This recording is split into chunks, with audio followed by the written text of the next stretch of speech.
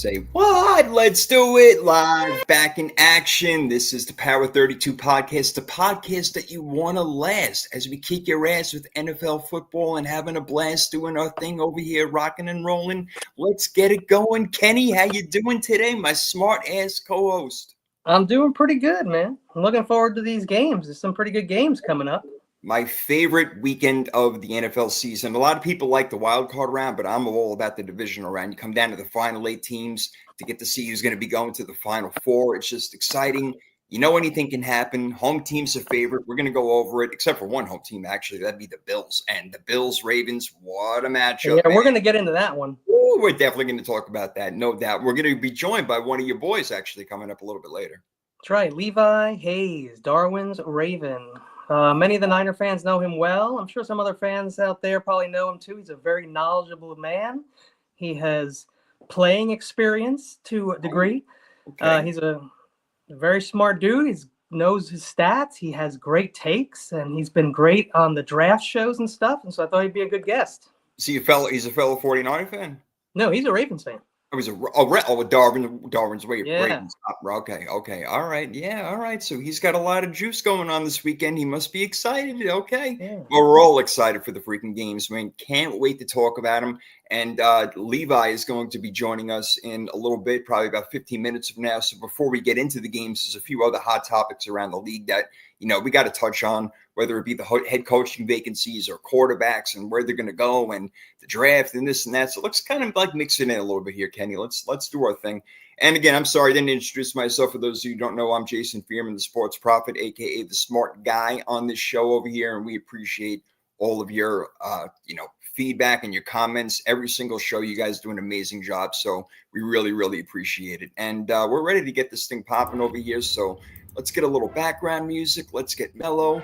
You know, the people will be joining us in a little bit because we started a little bit early than I had given out on the LinkedIn time, but that's okay because they want to hear more about the games anyway. So let's get into it. And there's a couple of quarterbacks out there, and there's going to be more who were talked about in the offseason, obviously. But the two that come to mind are Sam Darnold and Aaron Rodgers, obviously. The teams that are looking for quarterbacks, whether it be through the draft or trying to find one in the quarterback market, are teams like the Raiders, the Giants, Titans, the Browns maybe, depending on what they want to do with Deshaun Watson, the New York Jets, depending on what they want to do with Aaron Rodgers, and then the Saints, because Derek Carr, to me, it's like you flatline with him. That guy is no good as far as I'm concerned. He's not going to bring you to where you need to go, Kenny. I think we touched on that stat last week or the week before. Him and his brother have like the worst losing percentage in the NFL in like 14 years in a row or something like that. It's unbelievable. Not good. Yeah, so that's it's been rough going for his older brother certainly had a tough I think he still holds the record, I think, for most sacks in the season when he started out with the Houston Texans. But maybe it wasn't all his fault, huh? No, I'm sure it wasn't, but then again, you throw a rookie quarterback in there, on a brand new team. He's the first overall draft pick, a lot of pressure on him. It didn't really work out so well. So, but Derek Carr is still playing. I'm not saying he's a bad quarterback. I'm just saying that he's not going to bring you to where you need to go. So maybe the Saints look to the draft. They'll have a decently high pick. Maybe they'll trade. So Shadur Sanders, Cam Ward are guys we're hearing out of college. So I'm sure that they're going to go around 1, 2, 3, whatever it may be. So the Titans probably pick up one of those guys, whoever they like a little bit more. Drafting up a little bit higher. The Giants. The Giants need a quarterback. Maybe they get lucky with one of the rookie quarterbacks. But focusing on Sam Darnold and Aaron Rodgers, which one of those guys do you think has a bigger market going into next year? Whether it's making more money or more desired by other teams. What do you think? Dude, those are two guys that just for me, I just don't like. I never did. Okay. How much? Yeah, hold on. Time out. You never liked Aaron Rodgers? Never. I'm a Niner fan. Well, I mean, nobody likes him as a Niner fan. I just meant as a football player. No, as a football player, he's a very good player. He's an incredible quarterback as far as his interception touchdown ratio is like off the charts. It's like the best ever or one of the best ever. He's won multiple MVPs. He's a great player as long as he's properly motivated. That's where I have an issue. All right, fair enough. And Sam Darnold, I don't have a major problem with him, but I don't think he's any better than Jimmy G. I just think it's like a situational thing. Dude, I'm with you. When he lost his money in those last 2 games against Detroit and then in the playoffs against the Rams, I mean, he was ready for a payday, and now it is not coming because a lot of these teams would have given him, maybe that 35 to 40 million, maybe even a little bit more to go ahead and be the starting quarterback. And now he's shown that in the big games, he's going to fold. So he's not going to get this big off-season contract. Maybe he gets $20 million to go somewhere a year, but that's going to be it. So I mean, would they have rather had Joe Flacco, you think, instead of Sam Darnold? Oh, God, I don't really know about that. I'm not sure. But then again, under Kevin O'Connell's offense, much like Shanahan's offense with us in San Fran, not that any quarterback can go and run it, but multiple quarterbacks can go and run that system, and they're ready to move forward with J.J. McCarthy. I mean, that's the bottom line. So McCarthy is going to be their quarterback going forward. Sam Darnold is going to be out. It's a matter of where he goes. Aaron Rodgers, he could come back to the Jets. And if he does want to play, I got to tell you, honestly, I don't dream about other football players. I dream about myself playing football, whether it's in high school or flag football or just like out in the backyard with the guys. But I had a dream that Aaron Rodgers was wearing number 8 on the Pittsburgh Steelers. I don't know why. It was the weirdest thing. And I saw it, and it made sense. It was a very real type of thing. So look, it's possible because sticking with the quarterback theme, now that Pittsburgh is out, what do they do with Justin Fields and Russell Wilson? I mean, moving forward, Kenny, I'm not sold on Russell Wilson. He's not the guy that's going to do it for you. I'm not saying Fields is, but you got to move on from Russell Wilson, in my opinion. I think they're both gone. I think you could see Bustin' Fails wind up in like the Raiders or something like that very easily. What's up, McNiner? Yeah, what's up, McNiner? Always good to see you in the house, brother. Always good. If I'm Pittsburgh, the way that I drafted last year and the way that I draft in general is very good. They're a very good drafting team. I say go for the quarter. I know that they're not going to have a great pick, but you can get Michael Penix later, something like that. Someone like that a little later. Well, maybe in this draft it would be Quinn Ewers from Texas, who just said he was coming out. They did whiff a couple of years ago on Kenny Pickett. We know that. And they haven't had a quarterback since Ben Roethlisberger, and he wasn't even good in his last couple of years. Mike Tomlin hasn't won a playoff game in a long, long time.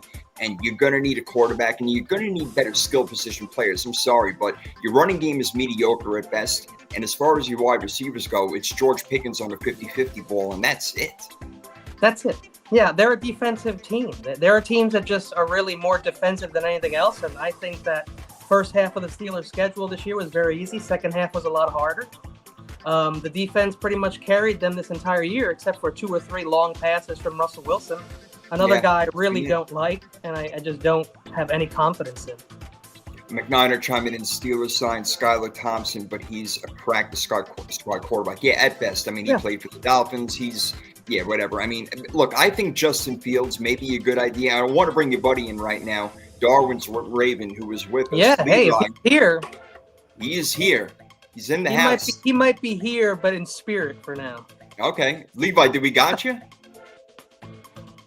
He may just think we're going to bring him in 7 minutes. Okay, all right. Well, we'll leave him up there until he's ready to pop leave him up there. That's fine. We'll leave the screen. It's not like it's hurting anybody or anything like that. But, so I think that Justin Fields may be your best pick going into next year because from what I hear, and I'm not a big college football guy, but not this draft, but the following college football draft is going to be better for quarterbacks. And the Steelers may be in line for their first losing season under Tomlin, which does raise other questions. How long will he be around? He will be around next year. I think that's pretty much a done deal. Otherwise, something would have happened by now.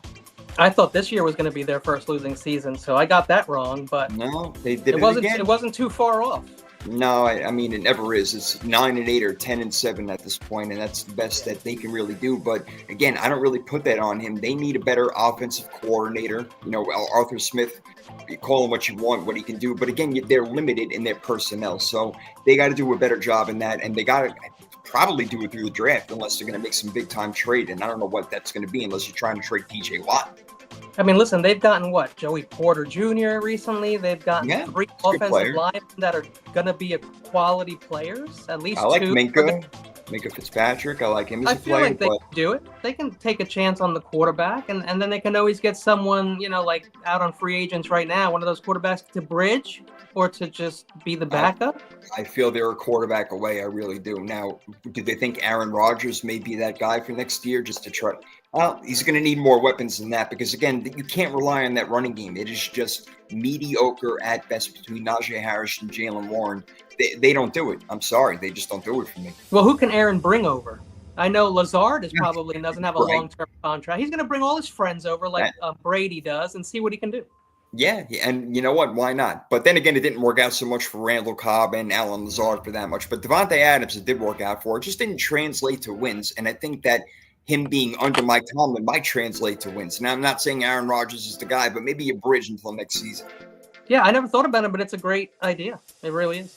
Yeah. They can win with him. They can certainly win with him. I think they'd be better than they were with Russell and Justin. So do I. But they're still going to need more than just a George Pickens who runs one freaking route, basically. That's it. Or maybe two routes. He runs the hitch and he runs the go. That's pretty much it. So, I'm sorry. All right, well, you need some pesky little like Julian Edelman out there to like cause problems, right? You need guys like that, man. Every team needs guys like that. Maybe Adam Thielen, I'm assuming, is probably going to be available. Don't you think Adam Thielen is someone that the Pittsburgh can acquire? And he's shown he can still play, although I don't know why Carolina. Yeah. Why would Carolina get rid of him though? He's not that expensive of a player. For capital and for money and for draft pick because they know their way. They're not going to get there next year. But that division is going to be a lot more competitive, I think. Yeah, it could. Yeah. That that may be true. Especially the South usually is a very boring division. I think it's starting to get a little better. It might. Well, I think Carolina is definitely on the come up. They're getting better. New Orleans, not so much, but Tampa's going to be good, and Atlanta's going to get better, I believe, with Michael Penix. So you're right about that. Atlanta should have been better, but we can talk about that. What's up, Darwin? What's up, guys? How y'all doing today? There he is. What's up, man? Hey, man. It's nice to meet you, bro. Nice to meet you, man. How you doing? All right. We're doing great. We figured we'd just kick the show off a little bit. We saw that you were in there. We're like, all right, when he pops in, and there you are. We were on the lookout for the best Ravens guy, and I said, I already know him. Well, that's the marquee matchup. His name's Ingrid Raven. Yeah, that is definitely the marquee matchup. And you know what? We're going to have to save the best for last because that probably is the best game, I just can't wait to watch that. The only one with the road underdog, the road home. The home underdog on that one with the Ravens -1. We just got a lot to talk about in that game, plus the other one. So, I want to get into it. That's going to be the main thing right now. We've been touching on Sam Darnold and Aaron Rodgers a little bit, where there's landing spots maybe. Toyed around with Aaron Rodgers, maybe in Pittsburgh. We've heard some links to that. Does he go back to the Jets? Does he play at all? As far as Sam Darnold, he played his way out of a contract. So what are you thinking with those two guys and teams like the Raiders, the Giants, the Titans, Browns, Jets, Saints, teams like that who may be drafting for a quarterback or looking for one on the offseason market? Are you talking to me or Kenny? Sorry. Just you. No, I was talking to you, Levi. Sorry, apologies. I don't want to. I know they probably want Sam Darnold back there in Minnesota, just until JJ is fully back and healthy. They've got $70 million to work with, so they've got plenty of cap to work with. It's funny you said the Aaron Rodgers to the Steelers. I've seen that so much. Yeah. They know they want that franchise quarterback, someone like Ben Roethlisberger, but I have my own personal worries about that. Because do you think Aaron Rodgers lives through an AFC North division season? Yeah. Great question. Miles Garrett twice a year, Madubuike and Travis Jones in the Ravens defense twice a year. Cincinnati's only going to get better on defense too because they know they got nowhere else to put their money. Yeah, exactly. They need help on defense. They know their offense can put up 40 on anyone. That's a great point. Get the O set. And that translates to like Chicago looking for their head coach right now. It's going to be hard to get one who wants to go in that division. You just made, 3 other teams in that division went to the playoffs this last year and look to be doing that for the foreseeable future, depending on how J.J. McCartney is. But, coaching vacancies. We got the Jets, New Orleans, Jacksonville, Raiders, Dallas now, Chicago. Only Mike Vrabel, as far as I know, is the only coach to be signed, right? Or am I missing somebody? Yeah, you're right, and it's only because the Patriots kind of skirted around the Rooney Rule. Of course they did. I don't know if you know like the full story there. I've heard. Yes. If you don't know, Kenny, they interviewed 2 coaches who are out of coaching, like Byron Leftwich. So people who aren't actually coaching right now, allowing them to expedite the interviews, because there's a rule the NFL has that you basically can't interview people like really or certain coaches that are working before the divisional round, if I'm not mistaken. Correct. But since these coaches were out of work, they were able to quickly knock them out and then snag Vrabel, who they wanted, of course, all along. Yeah, and again, they did Gerard Mayo dirty. I mean, he was the coach in waiting. You give him 1 year and you give him a rookie quarterback and no weapons. Come on, what they did? You know what? I think maybe they always wanted Vrabel, possibly. I'm sure they did, and I'm sure they were talking behind doors in week 5. You know, I have no. And Mayo probably knew about it. I'm sure. But I'm with you, man, on that. It makes no fucking sense. They hyped him up, talked him up in the media that he was the true successor, the guy they wanted.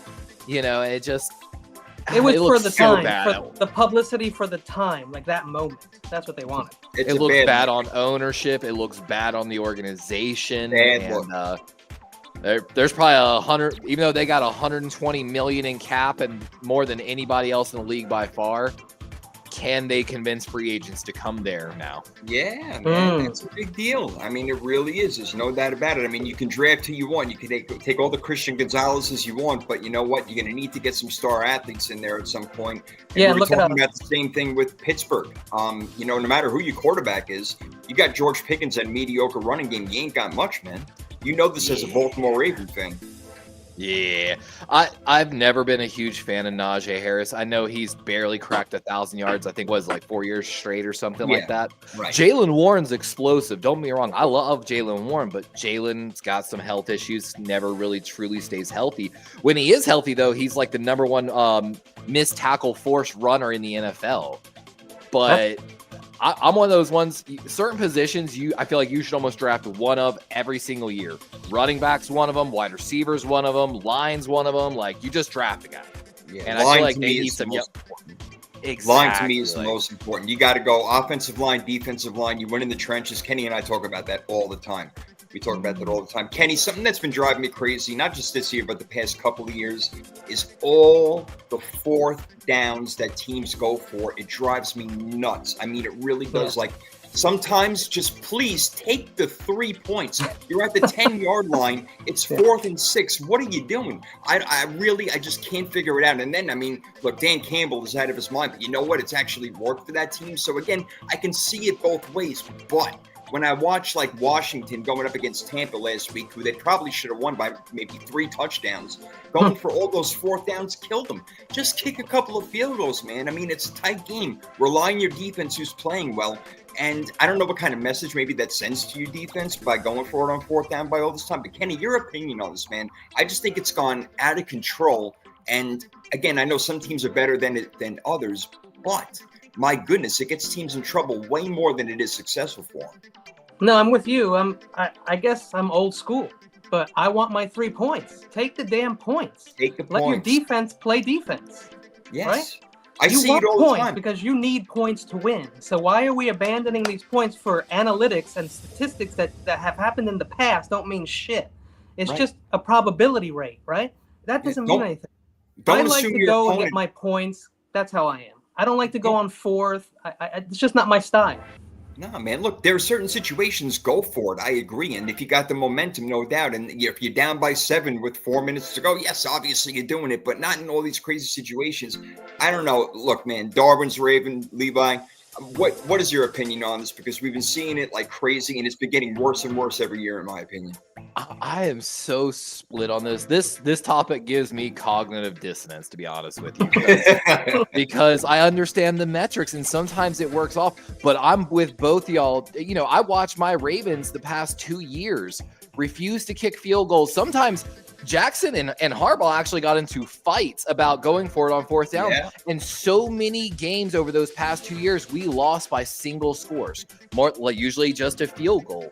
And I used to harp, we got to, and I had a theory when Tucker was struggling earlier this season. Part of my theory was because we spent years not giving him those opportunities as much, that it kind of messed with his psyche being out of that rhythm, constantly going for it on 4th downs. Your kicker has to have pressure kicks. If you're just kicking easy kicks that are meaningless, it's not going to be much practice for your quarterback.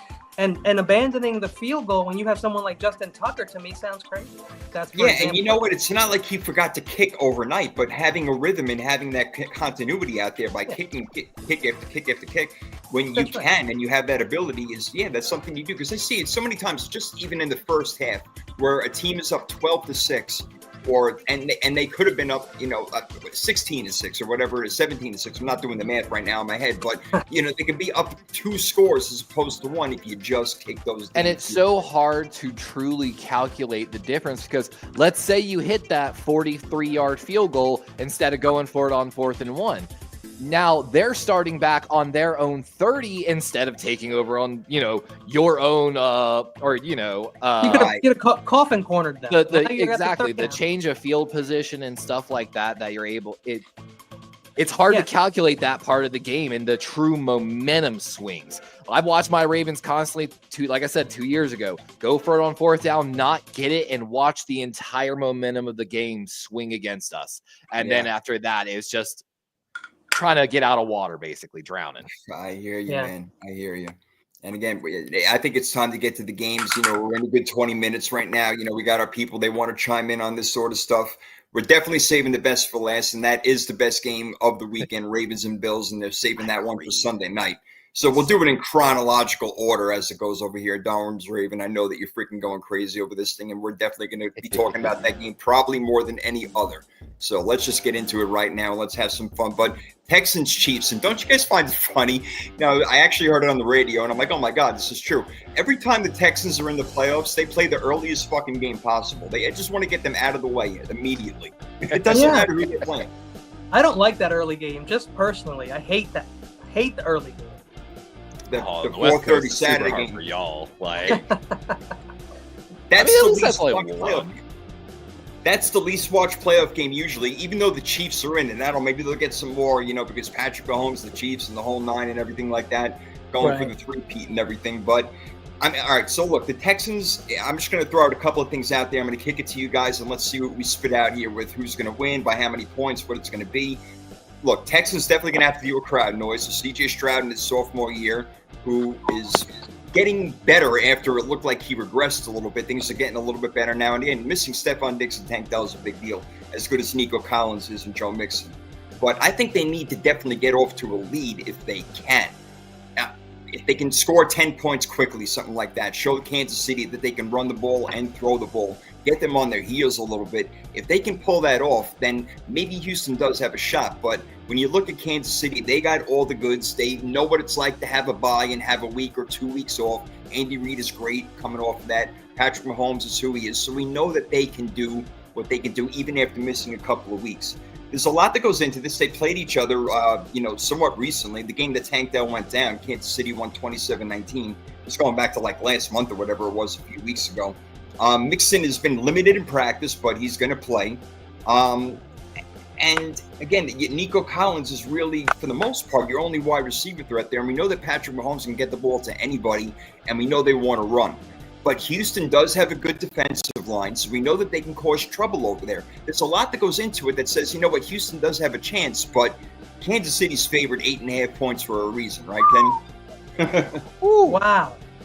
Like, for me, that seems like a ton of points, especially with the game that Texans had last week. Now, I know we talked about this during the season. The Texans' defense, as good as they are and even were, you just, weren't feeling it. Like, it wasn't it wasn't big news. Like, they weren't being flashy about it. They had a mediocre year. They really balled out in this last game and showed what that defense can actually do. And we said, keep the damn ball away from Stingley or you will lose this game. Yep. And they couldn't go anywhere with the ball. It was that bad. 4 interceptions, Justin Herbert threw 4 interceptions in that game, and that's what really did him in. I mean, he had a bad game, but it was a good game plan. D'Amico Ryans, we know, Kenny, how much he can ball out. He can get that defense going, man, and he put together a really, really good game plan, man. So you got to give it to him, Levi. They played a really good game last week, but this is a different animal going into Arrowhead or Jihad Stadium, whatever the fuck they call it. Mm-hmm. Man, Danielle Hunter, the free agent acquisition from the Vikings, they brought in to replace, oh my gosh, what was his name that left to go to the Vikings himself? But Hunter's led the NFL in pressures this year for the Houston Texans. Even though he hasn't always gotten there, that pressure is felt, and that's why you see a lot of those interceptions. Him and Will Anderson as bookends for the Houston Texans for the next several years is going to be great. Yeah. This is definitely a tough game. Kansas City does well after the byes. I think the true story and the part that's going to break apart this Houston game plan has got to be Chris Jones, a defensive MVP guy type of player for the Kansas City Chiefs. His ability to bring pressure up on the interior of the pocket, I think, is truly going to be the difference in this game. My heart wants the Texans to win, but I feel like the Texans are going to put even less points up against Steve Spagnuolo's defense than they did last time. I think it's going to be 28-17, 2 points. See, that's where I wanted to go, to Steve Spagnuolo right there. He has shown year after year that he can get his defense ready to go, and they've been playing good defense all year long because, as we know, they hadn't scored 30 points the entire season or whatever it was, or maybe until like the last couple of games. Just got to score one more than the other team. And how many points does it take to win? More. More, right. More than the other team. team. And I got faith in Patrick Mahomes getting it done. As much as I like C.J. Stroud, and I think that Joe Mixon can have a good game. Look, you pressure C.J. Stroud like they can do with 4 guys. They don't have to blitz that much. Steve Spagnuolo puts together a nice creative defense, whether he's playing a cover 2 shell or he mans up. He knows what to do in the right situation. So I'm going to trust that. I'm going to trust Andy Reid. I'm going to trust Patrick Mahomes. Those guys should get it done at home. I don't see any reason why not.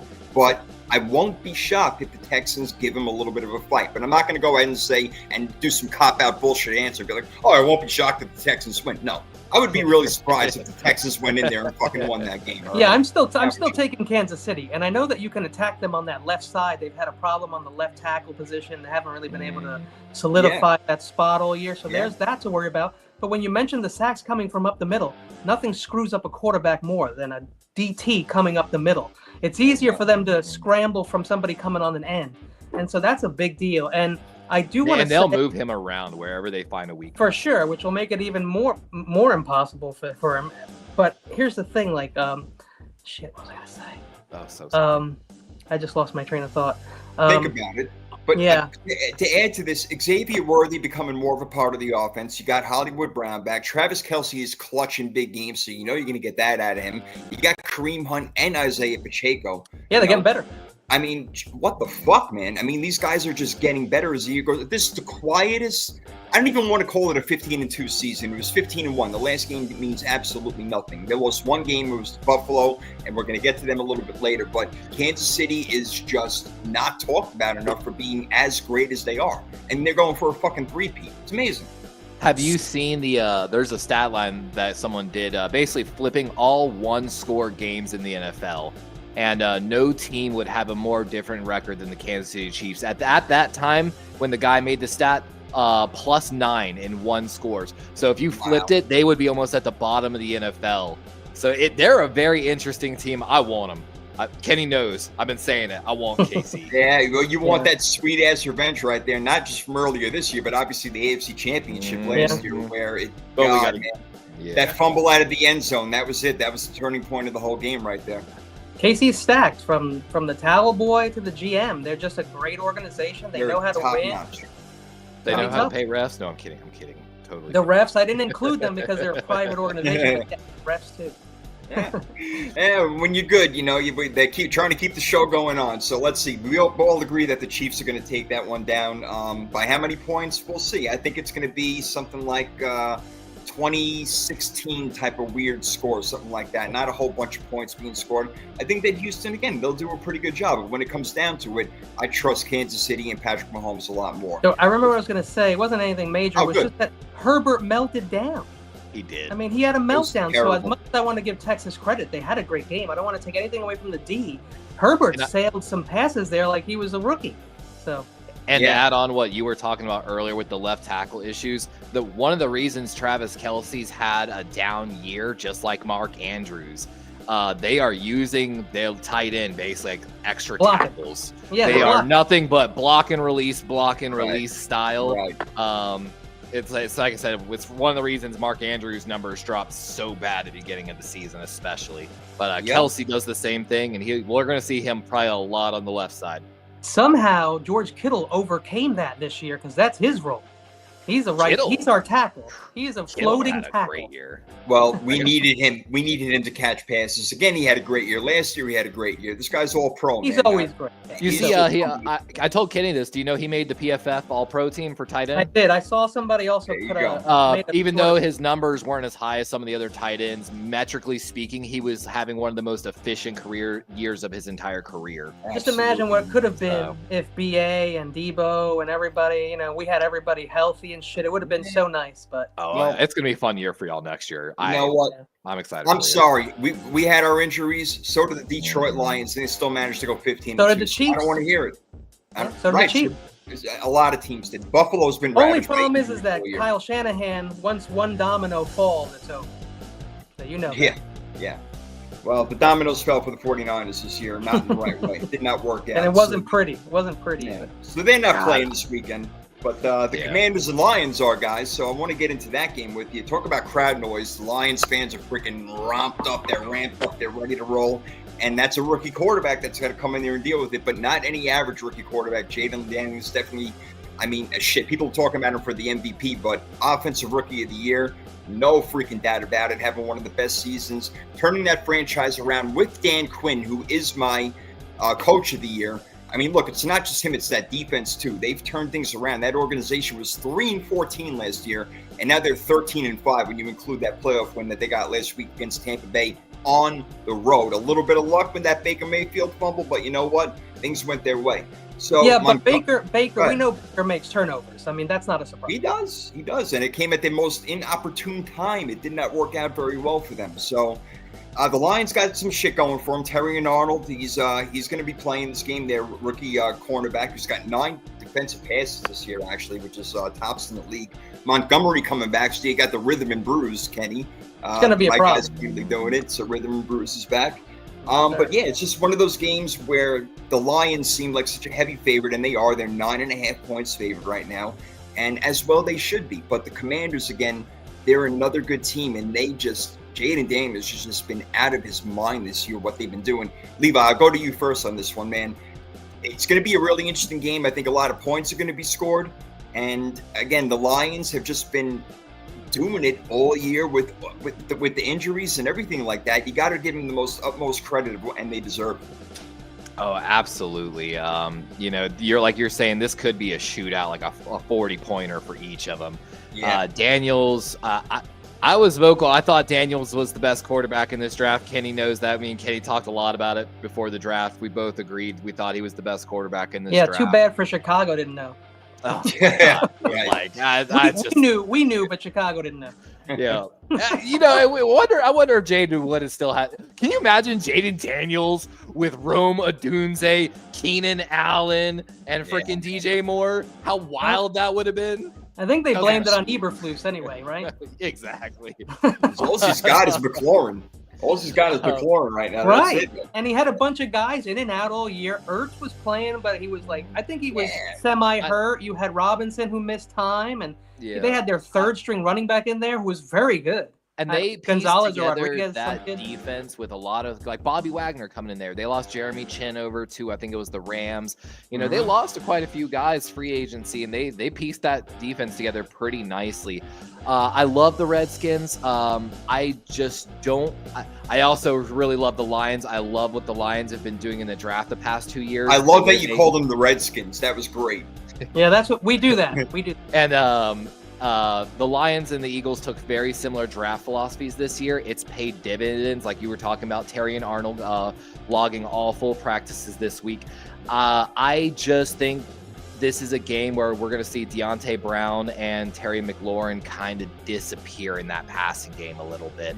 I just think the coverage backside of the Lions is just going to be a little too good.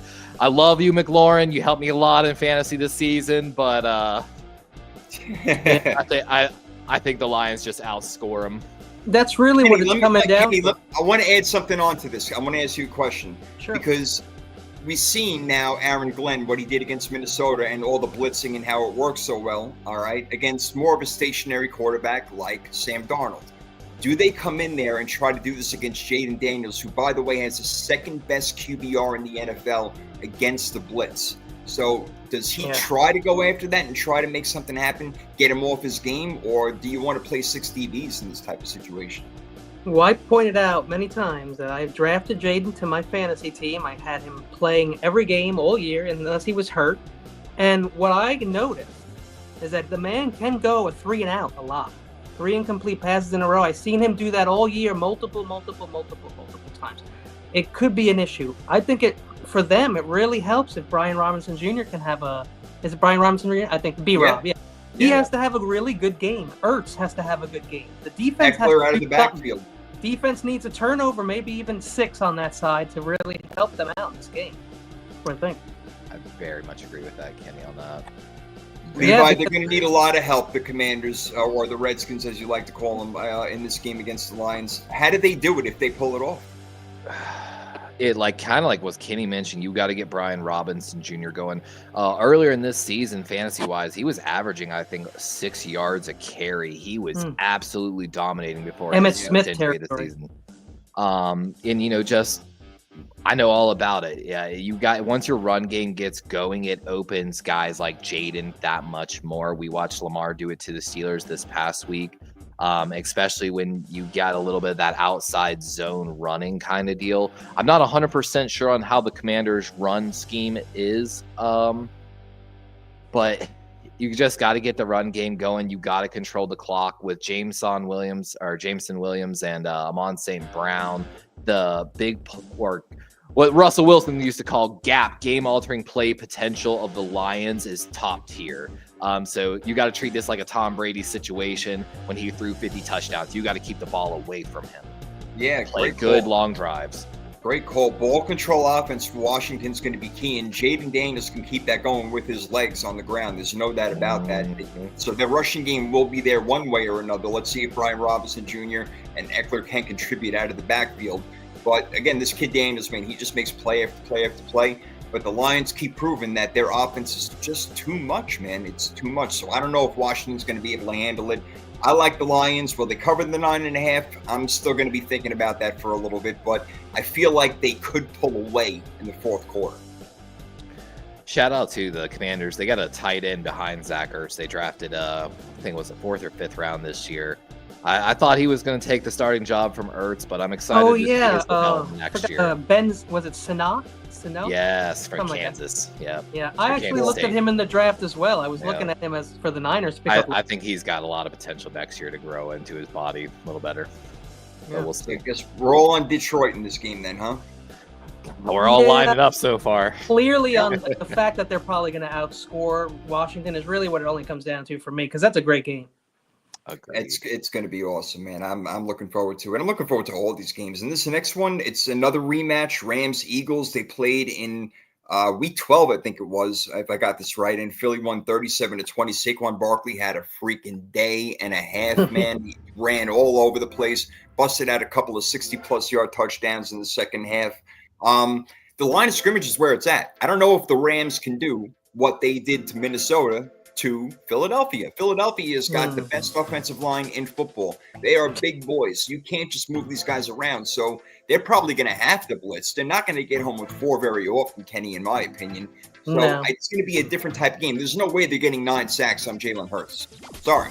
Very unlikely. Yeah. And I agree. Aaron Jones Sr. is not Saquon Barkley. That's going to be a problem. He's going to be running the ball behind the best, if not top 3 line in the league. Yes. And Jalen Hurts can also run the ball, and they can certainly pass the ball. Usually when they do, it's for like 25, 30 yards. That's the problem. A few times they do pass it. It's like when we had BA last year, the guy was wide open for 25, 30-yard pass because we're always running the ball. So it's going to be tough. Look, Saquon runs behind like Lane Johnson, Jordan Mailata, these guys, and Mekhi Becton finding his way at right guard over there, which is amazing. Look, Saquon, as great as he is, that offensive line deserves a ton of the credit. There's no doubt about it. And they are tough on both sides of the ball. And again, if you have listened to me any time that I've ever spoken about football, it's all about the line of scrimmage. That is where the game is won and lost. And that's where Philly has got the Rams.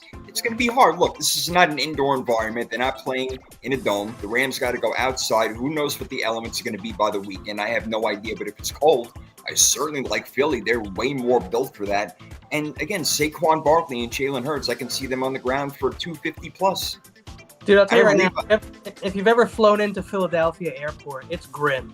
Okay, there's nothing, nothing to look forward to in Philadelphia. I wouldn't even say the cheesesteaks. All right, so when you land there and you see what's around, it's grim, and it's going to be cold. It's going to be gray. It's going to be ugly.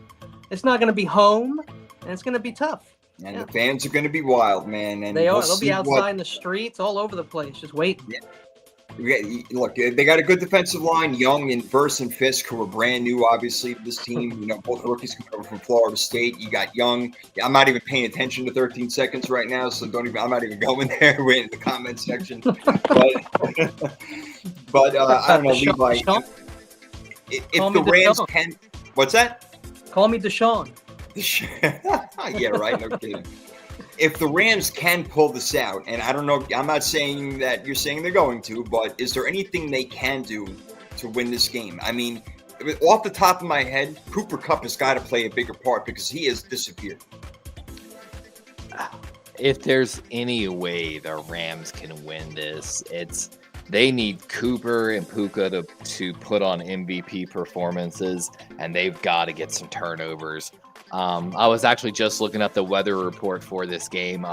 Predicted 60% chance of precipitation, mix of rain and snow at kickoff. It's going to be about 34 degrees, but they're expecting about an inch of snow on the ground before. So it's not going to be that ideal situation probably for the passing game, which really worries me here for the Rams. Yeah. You were just mentioned earlier, winning at the line of scrimmage is a big thing. I've hammered this home probably already I love interior pass rush presence, and Jalen Carter and was it Joe Milton, their other defensive tackle inside, absolutely dominating. Reason why they're one of the top defenses in the league. Nakobe Dean not being there is really going to hurt the Eagles. Sure. They've got Jeremiah Trotter Jr. What year on they draft him in out of Clemson? 2 years ago, it was? No, it was this year. Was this last year? Yeah, we took Trent Simpson out of Clemson 2 years ago.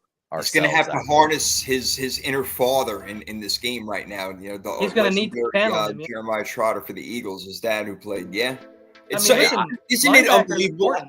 Is it not unbelievable how many sons we've seen from players that we watched from 20 years ago, whatever it may be, that are playing in the league now? Just whether it's Patrick Surtain, guys like that, it's just like holy shit. They're all at Notre Dame right now. If you don't know that, there's like 9 to 11 sons of NFL players, like legacy players at Notre Dame right now. That's why they're in the national championship. We're getting older, so we're starting to see the children pop out. So it's sick, man. The real challenge is going to be this. I think the Rams are going to have to get a quick passing game going. But Cooper DeJean is so damn good at smelling out those screens and coming flying down the field. Very instinctive. I mentioned you saw 2 teams take the same approach in the draft, and they're both right now in the division wildcard or division playoffs. Eagles and Lions took very similar draft philosophies this year, and they paid off dividends. Absolutely, man. No doubt about it. Going young. And the Rams are going to run the ball as well as the Eagles do. And Kyron Williams is perfectly capable of doing that, and they're going to need to go head-to-head on that field. Well, they're going to have to put out some heavy personnel, something like that. I mean, they're going to have to change it up a little bit if they want to play that rough and tough style. That's not their game. They're a finesse type of team. They don't get down and dirty, man. They're not black and blue division type of shit. They're not power runners. They're outside zone runners. Yeah, Kyron is cut. Slippery guy. He also gets like a pass or two. He used to get a lot more passes last year and in the first half of this season, but I think we talked about this on Wednesday. I love Bukes Limmer. He was part of my draft special this past year. He's starting center now for the LA Rams after all the injuries they went through. It's going to be the question, can this guy, I think he was a 6th-round pick by them this year, maybe 5th. And Limmer was one of the few guys left to pick up. Exactly. There's always few. Basically, Kenny knows about it. I do a draft special focused on 3rd round and later guys exclusively, at least like 5 at every position group. Almost every one of my interior offensive lineman draft special guys is starting right now in the NFL, including Wow. How about that? How about that? That's fantastic, man. Great job. Well done there. Well done. Well, I also dug into the O-line last year because I thought we were actually going to pick one, and we did, luckily. Y'all got my number one guy, Pooney. Yeah, he was, again, one of the last people left, and I'm like, if we don't take this guy now, that's it. We're done. Y'all took literally 2 guys. I had, of course, a lot of people did. Renardo was considered a 3rd round, but y'all taking him at the end of the 2nd round was essentially a 3rd round. So wasn't really too upset about that. He's played pretty well. Pooney, 3rd round guy, absolutely. If I was a GM, there would have been no way in hell Pooney ever got out of the 3rd round. I don't know how he made it to us. I really don't know either. Just got lucky. You know, it's amazing. The 49ers, they always fuck up the first pick. But after that, they're really good. 2nd, 3rd, 4th, 5th round, they can find their guys, man. And 7th round even, with Brock Purdy. But that's another story. That's why we gave them all away. Yeah. I'm excited, too, with Renardo possibly coming into your lineup more if y'all might run some more man-style defense. He was one of the best and most used man coverage corners in that draft class. He just had to clean up some penalties. That's his thing. Yeah, he's handsy. Yeah, but not as bad as Eli Apple. Like when you watched Eli Apple, you had that same comment, but you knew it was like not going to translate well. If he didn't get away with those penalties, it wouldn't work well for him in the NFL. But I saw him get drafted 1st round. I said, nope, someone fucked up. Someone's getting fired over this one. So Philly is favored 6.5 points in this game. I'm going to lay the 6.5. I know I think it seems like Vegas is trying to get you to bet on Philly to win by a touchdown. So maybe they think it's going to be a closer game, but I really don't. I see the Eagles running away with this one, literally, with Barkley and Jalen Hurts. And then if it does open up the play action game, maybe AJ Brown won't read a book on the sideline and he'll actually be playing some football. So we'll see. But they got the players, man, no doubt. You think he was just being a dick and being disrespectful, or was he just? I think that he was. I do, even though it's a bestseller book, and I understand all that. Yeah. I think that he was trying to draw attention to himself to be like, all right, you're only going to throw me the ball. This is what I'm going to do. Yeah, I do. He's a diva. Yeah, he's a wide receiver. Wide receiver. Wide receiver. 2 concussions away from being Antonio Brown. Antonio, what a way! It's too bad, man. That guy was still at the peak of his game when he was playing with Tampa, and he's gone just because of his attitude. Too bad. I don't care what team someone's played for. I will always give respect where respect's due. And back when I was playing and stuff, I used to use Chad Johnson for route running. I used to go watch his route running videos to work on my route running. And Same thing when I watched Antonio Brown with the Steelers. He was one of those guys. It didn't matter about his height. His speed and route running and shiftiness, ability just to read and stack a DB basically and then make a move was just next to none. Well, maybe I was just too young at the time, but I don't remember being such a big deal about the metrics of your measurables. You were either a baller or you weren't. I don't think size had as much to do with it. Evolution or whatever you want to call it, guys are just bigger and stronger now. That's what people draft for. The size and the arm length and all that shit. And I just think I use my eyes and I look at a guy. This is a guy who's better than everyone else on the field. That's what. You know what I mean? One of the things size goes out. Mike Tomlin gave a great speech. He says, "I love coaches who don't rise to the coaching the mantle of coaching." Basically, what he said is you should never be able to look at a player draft-wise and be like, he's a bad player because he doesn't do this with his hands. His hands are low. He's not, his stance is too wide. All of that is coachable. Fixable. Yeah. Exactly. And that's why they put a lot on those immeasurables because you can't teach that. I know I'm slightly one of those guys. I have certain systems I like. There are people that fit. Now, don't get me wrong. If someone comes, case in point, if I've got a 6'5" guy that I've got in there for my red zone package, great. He's going to out-jump anybody. But if I've got a baller with an 80-inch vertical, even though he's 5'10", I'm going to put him out there and let him go try until I'm proven wrong. There are 5'7" basketball players that can jump 4 feet. That, there's a big, So I feel you on that. But man, I do have. Maybe it's because when I was in a lot of red zone, man, and I used to just go post up on people. and just tell my quarterback to throw it up because I already had such a height advantage on them. That's why the tight end should be an ex-basketball player, a 6'8" Power basketball forward. That's what they all used to do. A short They used to box it out. Tight ends have been basketball. You run that curl, put your hip into their stomach, make yourself wide, and make sure they don't get around you. And then as long as your quarterback gives you a decent ball, and I used to tell my quarterback, I either want the ball high, super high where it's going to go out of bounds. I don't mind diving. Give me a low ball. I'll dive for it all day because, again, no one's going to intercept that ball from me. There you go. I like that. All right. You got a good football mind right there. I like that. I like the way you think. Let's see if your football mind takes you to Homer Ravenstown, or if you make a good case for them, or if it's going to be the Bills. And guys, when I look at this game, obviously it's a heavyweight matchup. And the first two things that come to mind is who's going to punt and who's going to create turnovers, or who's going to turn the ball over, however you want to look at it. That's going to be where the game is won, because each time these two teams touch the ball, it's probably 7 points unless something happens. I mean, for the most part. And Josh Allen, Lamar Jackson, you two MVP guys, there's a lot that we're going to talk about in this game. I'm not going to take all my breath out of it, but one thing that has been talked about and that I've been paying attention to that, I want to go to you first, Levi, on this one, Darwin's Raven, is that the Bills and the Ravens, more than any other teams, play 6'0" linemen, or at least guys who weigh 250-plus pounds. Bills were actually one this year, Ravens two, real close to each other in the way that they had scored with these guys on the field.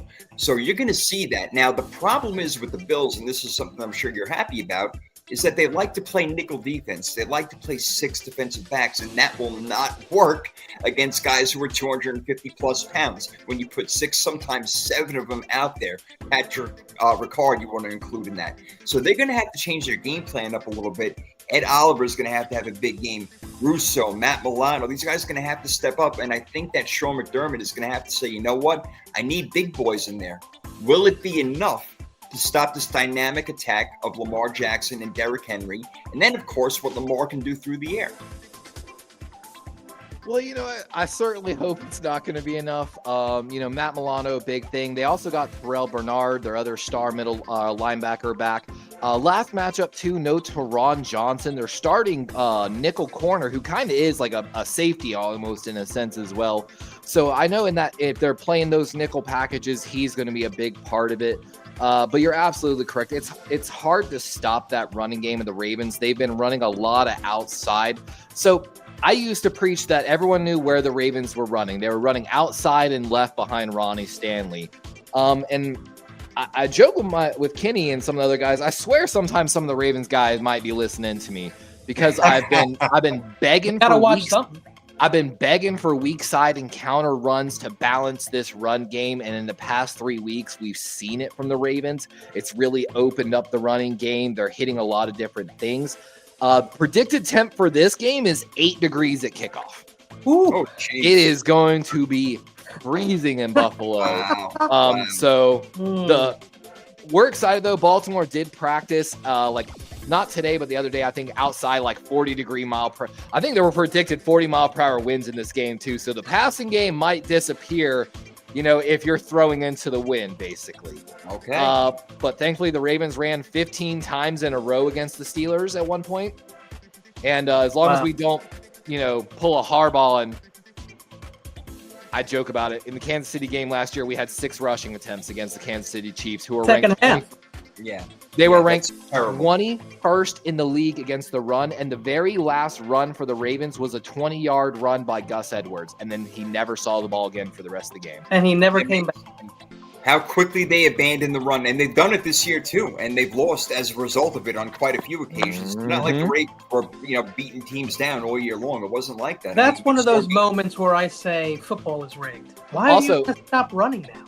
The beatdown, the Ravens struggling earlier. I told Raven fans, if we're going to have any question marks, there's a chance this O-line can get better, but replacing 3 out of your starting 5 O-linemen at the beginning of the season with no preseason games with Lamar, pretty rough. And the real star has been Rosengarten, starting at right tackle. Has played an all-pro level. Miles Garrett actually sent him a jersey this week. You stole that guy from us. I'll never forget. Yeah. Steal is a strong word. We were at our pick naturally, and we had more than 10 different teams call us for Rosengarten. You outmaneuvered us. Hey, they were in the spot. Well, these two teams played back in week 4, so it's a different story now. And Baltimore did win 35-10. They beat their ass down. When I look at this team, Kenny, I don't see any weaknesses going in. They're playing on offense just lights out right now, and their defense has got better. I know Zay Flowers probably is not going to play in this game. He's not practicing, but they did win again without him last week. Yeah, they won't miss him too much. Probably not. But again, you got to look at these defensive matchups over here and how they're going to play against the run and who's going to have success. And by the way, Josh Allen and James Cook could do almost as much damage on the ground as Lamar Jackson and Derrick Henry can do, all right? And when it comes to getting first downs, Josh Allen is just as good as Lamar Jackson at doing it. So this is going to be a game, like I said, who's going to get the turnovers? Is Kyle Hamilton going to make the play? Is DeMar Hamlin going to make the play? Is it going to Matt Milano? He's a playmaker. I can see him doing it. Who's going to step up and who's going to be the guy that makes the play? Is it Marlon Humphreys? You know, there's different options out there, but it'll probably come in the secondary, even though despite the wins, I mean, if the wins are really bad, then you're going to see a lot more running, obviously. But if they can throw the ball in this game, both quarterbacks are extremely capable of it. I think they're both in the 30s in this game, Kenny, right? I mean, I'm still torn on who's going to win. I haven't even picked yet, and we have to pick this game in a few minutes. They're two very well balanced. This is a great game. These are teams that have basically the same quarterback, running backs, wide receiver situation where they have no number one wide receiver. No team, I don't think. You could say Zay Buzz, but not if you look at Rashad. Amari Cooper. He's the number one wide receiver every 4 games when he shows up. Remember that guy? He was supposed to be a bigger deal. I don't know. Maybe he will be in this game. But let me give it real quick. Let me give it to Josh Allen, okay? Because I have always hated Josh Allen. Always. I've always called him a turnover machine. And so, Jason, you okay? Oh, there you go. Yeah, I'm back. I think I cut out for a second. Yeah, you were cutting in and out for a minute there. All right. Can you hear me now? Let me fix this. All right, so here's what I will say about Josh Allen. I touched on it a little yesterday, but I saved it for today because I'm a co-host here. On the other show, I'm just a guest, but here I'm a co-host. So I want to talk about Josh Allen real quick, who I've always called a turnover machine. He could revert to that in this game. That's number 1. 2, Josh Allen's first playoff win came in 2020 versus a 99.5-year-old Phillip Rivers on the Colts. Do you remember that? That was 2020. Also in 2020, his second playoff game win came against Lamar Jackson in a game where midway through he was concussed. And so Josh Allen actually beat, who was it? Tyler Huntley. Yeah. Okay. Who can't complete a pass past 10 yards. Unbelievable. After that, he beat a rookie, Mac Jones. Okay. After that, he beat a rookie, Skylar Thompson. 2023, he beat Mason Rudolph, and this year he beat who? Bo Nix, a rookie. What happens when he faces a competent quarterback? Not so good. You're right. Wow. Kenny, that's well done, man. That's very well done right there. I only come with one big thing a game, okay? I only got one big one in. Don't clip that. I know. I tweeted out my Ravens. The Bills have a tendency to run left 2 behind Deion Dawkins, which, I mean, I would too if I had Deion. I tweeted out their run chart from the wild card round, and just almost everything is center or left.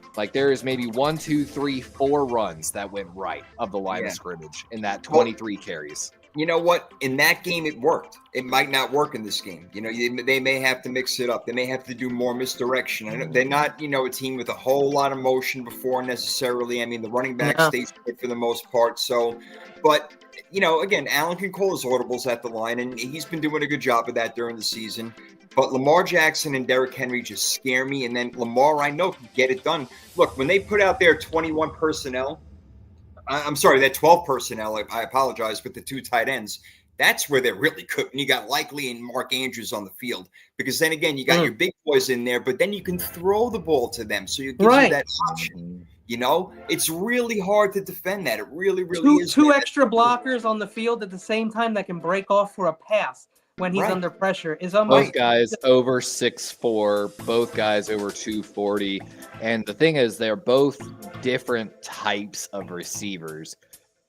Likely is a shorter, shiftier guy who's better after the catch, while Mark Andrews has a longer stride, and of course, with his bigger size, has more strength. Both. Yeah, once he gets going, he's very hard to bring down as well. No doubt, no doubt. This game is just so hard to pick, and I mean, I want to pick the Bills because I want them to finally. But you know what? The Ravens haven't done it yet either, so I want them to get there too. And Lamar, he's got the MVPs. He's missing the Super Bowl. Josh Allen may get his MVP this year. He may get a Super Bowl too. Man, when it comes down to it, which defense is going to make a play? I got more faith in Baltimore. I really do. I just do. They're playing better. Again, you heard me talk about this last week on the show. Ever since they moved Kyle Hamilton back to his original position at safety, this defense has totally made an absolute 180. They're playing so much better on defense. And I feel like they just have that cocky confidence where I feel like the Bills are going to be shook at home after losing in past years. Not only to Kansas City, but Cincinnati, another AFC North team. I just don't know if they got it in them, man. I'm straight. I will admit there's one thing I'm a little terrified of. When I was doing some research about the game, I found because I always find a little fun in looking who's going to be refereeing the game. And I forgot his name. But this referee that's going to be officiating the Baltimore-Buffalo game is known for throwing defensive pass interference flags. You said that, yeah. And it has me slightly just like having little nightmares at night. Like, yeah, you got to see the crew. It's funny that we don't talk about the crew, but we need to. We really need to talk about the officiating.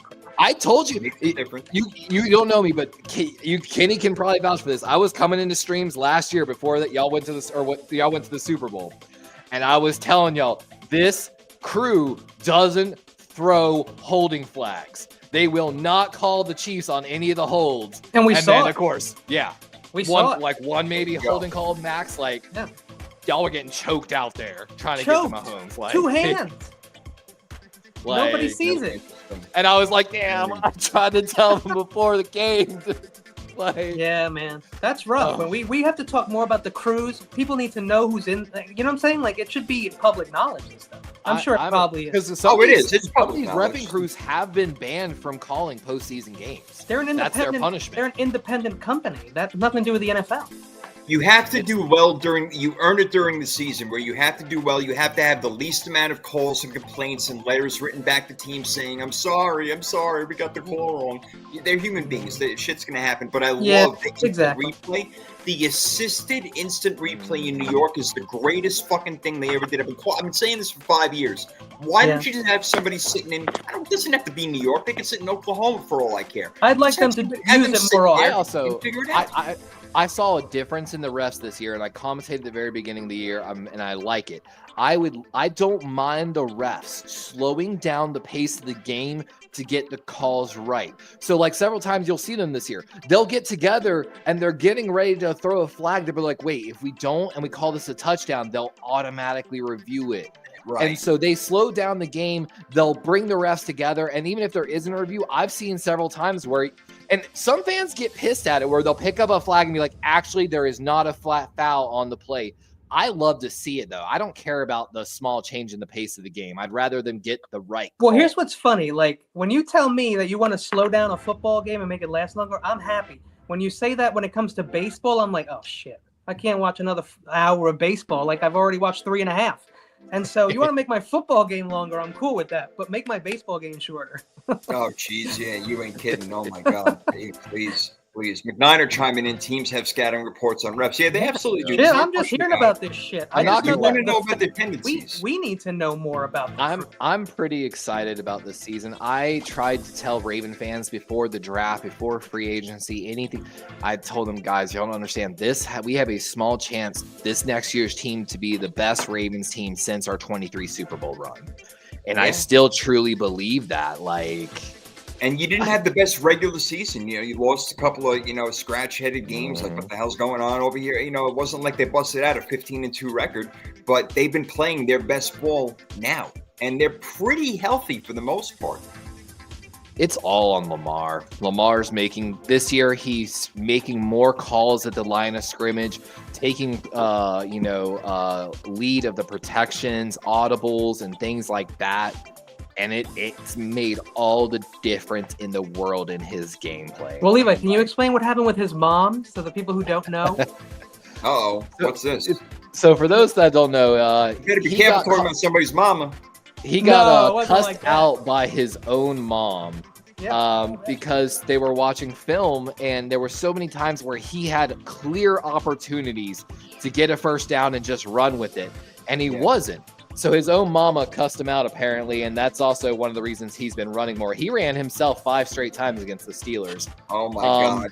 Which was also game planned, because when he kept the ball, the way it affects the linebackers, in case in point, they've been talking about it all week on all the NFL shows. On Derrick Henry's 44-yard touchdown run, 3 different players stayed with Lamar on it because they thought he was going to keep the ball. Right. And that small difference. And that's what they've been trying to do this year, have him throw more, run less. Am I correct? They don't want him. Well, he's been doing a great job at it. 41 touchdowns and 4 picks. Look, this guy may not be the best quarterback in the league, Patrick Mahomes is, but he is the best player in the league, and he is by far the biggest nightmare for defensive coordinators to have to prepare for, because he can throw the ball so accurately and have 41 touchdowns and run for almost 1,000 yards again. It's not normal.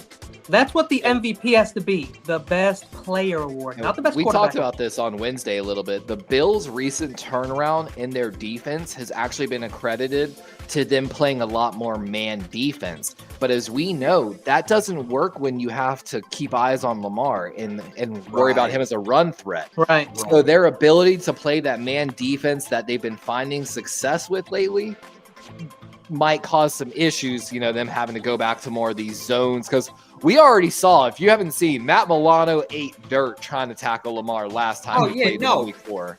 Oh, listen, Buffalo doesn't have anybody who can spy him, so that's not going to work. They're going to have to mix in that man coverage with some zone coverage and have eyes on the quarterback. I totally agree. It's a great call.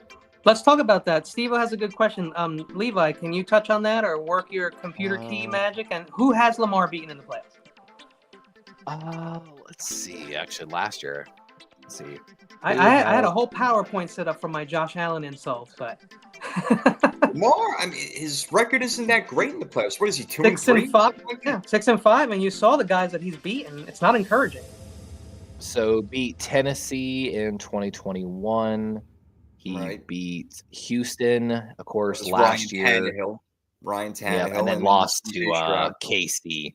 The thing is, though, like some of those years, he was beat up, injured, or there were other issues. Like case in point, the first one in 2019 to the Chargers was that basically his first year playing. The Chargers told us after the game, and this is part of Greg Roman, and I can't believe they didn't. No, this was actually before Greg Roman. I'm sorry. Lamar won the MVP that year. I just remember the Chargers having a great game plan on defense for that game. Well, what happened there was we didn't and this is why also I sometimes get mad at Harbaugh and our own coaching staff. So apparently we didn't self-scout at all. And the way our tackles had their feet aligned before the snap was a 100% giveaway of what we were running. So before we already snapped the ball, the defense already knew if it was pass or run. It was that simple for them. Wow. And at that point, not helpful. That's high school level football shit. Yeah. So again, Lamar lost that game. Yes, but wasn't his fault. Again. And so then last year we lost to KC. Lamar didn't play bad, but we ran 6 times and we abandoned the run. Is that on Lamar? Right, exactly. You got to dig deeper than the numbers. We all know that. And then, Buffalo went out for concussion. And then one final bad loss to Tennessee, which was a bad loss. That was a bad loss. He's looking to redeem himself. So far, so good this season. 28 points against Pittsburgh, which is not easy to do, regardless of everything about what we're saying about Pittsburgh. They're not easy to score on. So in this game, Levi, I'm pretty sure I know where you're going. You're going with the Ravens over here. But Kenny, look, again, it's in Buffalo. It may be a running type of game. If it's not, I may lean a little bit toward more the Bills, but I'm still guessing here until you give your answer. Both teams had over 200 rushing yards in their wild card wins. Yeah, and you said last week, Jason, Cook is a very underrated running back. He's not. They've got James Cook, Ty Johnson, who's a great receiving threat, and then Ray Davis. If you don't know Ray Davis, one of my draft special running backs, he rushed for over 1,000 yards with 3 different college teams in his college career. That's hard to do. I wanted to pick him up in fantasy so bad, but I knew he was never going to touch the ball, and he did actually get a few touches. And James Cook led the league in rushing touchdowns this year, I'm pretty sure. He was tied one of them. So, yeah. Allen took like 15 of them from him. Exactly. Right. And that's what I said about, listen, real quick, that's what I said. I had Saquon Barkley as my MVP. Even Jalen Hurts took about 10 touchdowns away from him. I mean, Jesus Christ. So, yeah, I hear you on that one. But, Kenny, I don't know. Do you go with the home team Bills or do you go with Darwin's Ravens? I have to go Ravens 95%. The 5% is the weather in Buffalo. Like, that scares me a little bit. The weather being awful in Buffalo and the fact that Buffalo is used to that shit could be an issue. So if it's not a major snowstorm, Ravens should be okay. But the weather's really, really bad. I'm going to favor the Bills, but I'm Ravens. I got to go Ravens also. And I got a soft spot for Buffalo. I always have since they lost 4 Super Bowls in a row going back in the early 90s. It's just a team that you kind of root for, an underdog like the Detroit Lions. And look, the Ravens have been there. I'm not a Raven fan. They beat us in 2013. Makes me sick. I don't want to think about it. So obviously I'm not the big fan of them. But it's funny how the fan has evolved, right? Because we're older. We watched those games, and I felt bad for Jim Kelly. I felt bad for Bruce Smith and Thurman Thomas. I wasn't like, oh, F you guys, you're trash. You guys are trash. Like, that's how we are today. And they were only close in one against the Giants, and it was Scott Norwood, 47 yards. That wasn't the Phil McConkey one, was it? Where a friggin' ball bounced up in the... Was it that one? Because that's horrible. Who is not related to Lad McConkey, by the way. Just so people are clear on that. That is not his father or his uncle. It's his uncle or something. They are in the same family. They're not related. They're not related. They just happen to be 2 white wide receivers that played in the NFL with the last name. I looked that up and I thought that they were related, but not father-son. But I'll take your word for it. No, that's what I heard, that they have no relation whatsoever. But now you make me want to look it up. But even so, like I said, it was not like father-son. Relative of Jason Taylor plays for the Rams. A lot of legacy. How about that? And for the most part, legacies have been playing well. Safety from Oklahoma. Well, I'm going with the Ravens in this one also. Like I said, I just feel like they're going to punt less and they'll have less. Look, Josh Allen does not turn the ball over this year, and neither has Lamar Jackson. So I don't think there are going to be a lot of turnovers, but that 1 or 2, if they're out there, that'll make the whole difference in the game, and I kind of feel like the Ravens may have that over Buffalo, even though, honestly, I'm not going to lie, I'm probably rooting for Buffalo in this one. I just got a real soft spot for them, and the Ravens, no love lost. I'm sorry. You got to beat the team. Beat the team in front of you, and that's who Josh Allen played and beat. It is what it is, but the fact that he was a turnover machine before this year, and the fact that those names are not impressive, it's something to think about for sure. Yeah, man. I got a lot of love for Josh Allen, the Bills, honestly. I see so many clips of like him just doing funny stunts. He seems like a great guy, honestly. So I got a lot of love for them. But like Lamar said, when it's game day, it ain't like that. That's it. All right. So, it should be interesting. We're looking at probably a Ravens-Chiefs AFC Championship again, and it would be the Lions returning against the NFC Championship, at this time against the Eagles, as we're agreeing on that one over there. It looks like we like the home teams. We like the favorites over here for the most part, except for the Ravens, who are on the road in Buffalo. Damn. I mean, I know 35-10 was week 4, but you just look at what those guys got. It's going to be a tough game. It's going to be a great game, and that's why it's the last game on Sunday, because that is the grand finale, and can't wait for it. It's going to be awesome. Yo, Darwin's Raven, you did a great job, man. It was awesome to have you on. I appreciate it. I appreciate you inviting me on, man. Going to have to do it again, brother. Yeah, just let me know. All right. I love it. Mr. Primetime 313 was on last week. We'll do more of this stuff. We like having you guys on. It's a lot more fun, as opposed to reading everything in the comments, which of course I enjoy and we appreciate. Those comment there at the end. Lamar Jackson had to yell at the Raven fans to stop chanting MVP because the game wasn't over. And they were messing up the play call. Just talk about the fans. That's right. So maybe not the brightest fans out there. Maybe it's good they're playing on the road. I love them, but well, they are close to Philly. So. All right, so should be great. NFL divisional round. Kenny, always a pleasure, my friend. We'll do it again next week. Absolutely, man. Oh, Bay Area Sports is saying, and we're getting out of here, brother. Yeah, John Jay, he works. Man. He's got a job. He's got a damn job. This He's guy. He's gonna miss the show. I understand that. You got to make the money somehow. Thanks, John Jay. All right, great stuff. All right, Power 32. We'll see you guys next week. Peace. Peace.